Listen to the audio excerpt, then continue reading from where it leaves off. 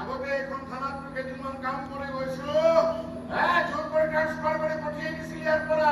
আকৌ আহিছো ওপৰতকৈ চিনাকি নাই আকৌ কৌৰৱ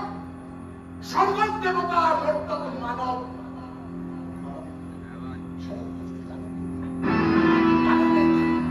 তাৰ মাজত মোৰ দাঙি থাকো মই